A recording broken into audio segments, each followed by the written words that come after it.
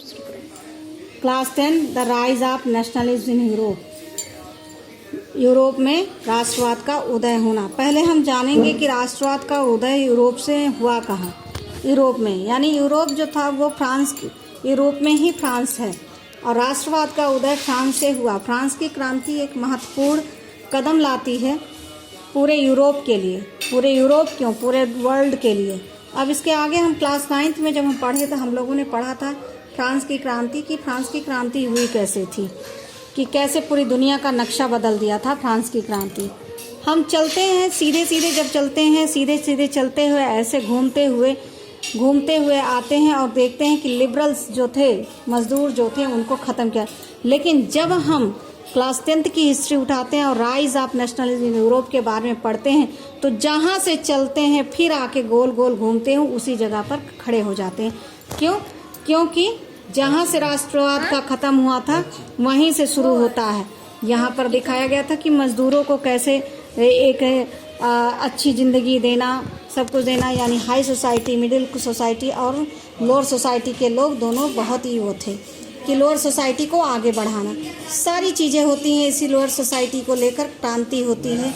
एक दर्जा दिया जाता है उनको, क्या कहते हैं, संविधान में, यानी कि देखा जाए वहाँ पर एक कानून में उनको दर्जा दिया जाता है। लेकिन फिर वहीं से घूम फिर कर वहीं आती है। तो हम इसके बारे में पढ़ेंगे।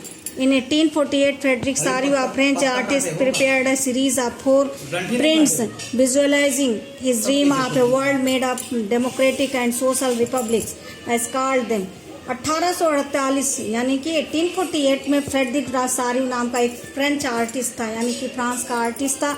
उसने 4 भागों में एक तस्वीर बनाई और पूरे नक्शे को उस तस्वीर में उतार दिया, यानी डेमोक्रेटिक एंड सोशल रिपब्लिक, यानी प्रजातंत्र और समाज का जो तंत्र था उसको काट दें। उसको एक नक्शे, मतलब एक चित्र बनाया, उसको 4 भागों में, 1 2 3 4 भागों में बनाया और उसको लोगों ने जोड़कर जब देखा तो देखा कि एक प्रजातंत्र और एक समाजतंत्र का, उसको हम कह सकते हैं। The first print of the series shows the people of Europe and America, men and women, all ages and social classes, marching in long train and offering homage to the Statue of Liberty as they pass by it.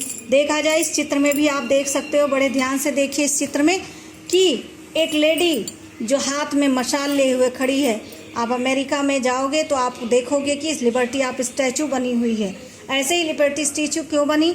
Liberty of statute एक lady का रूप दिया गया, स्वतंत्रता का प्रतीक माना गया और उसके सामने लोग खड़े हुए, जैसे यहाँ पर कतारबद्ध में लोग खड़े हुए हैं, यूरोप अमेरिका, और आदमी और औरत दोनों, ऑफ ऑल एजेस, यानी कि हर वर्ग के, हर उम्र के लोग खड़े हुए हैं और उनके सामने क्या कर रहे हैं? Homage the statue of liberty as they pass by it, और उसके सामने कतारबद्ध होकर खड़े हुए। As you would recall artist of the time of the French revolution personified liberty as a female figure।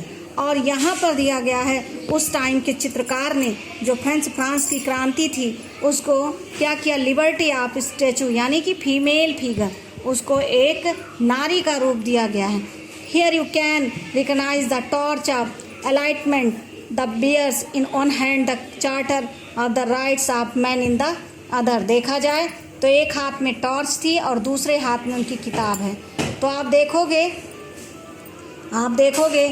अगर कभी अमेरिका का स्टैचू ऑफ लिबर्टी देखोगे तो एक हाथ में उसके टॉर्च है और दूसरे हाथ में वो किताब यानी कि लेकर खड़ी है। तो इस तरीके से दर्शाया गया है।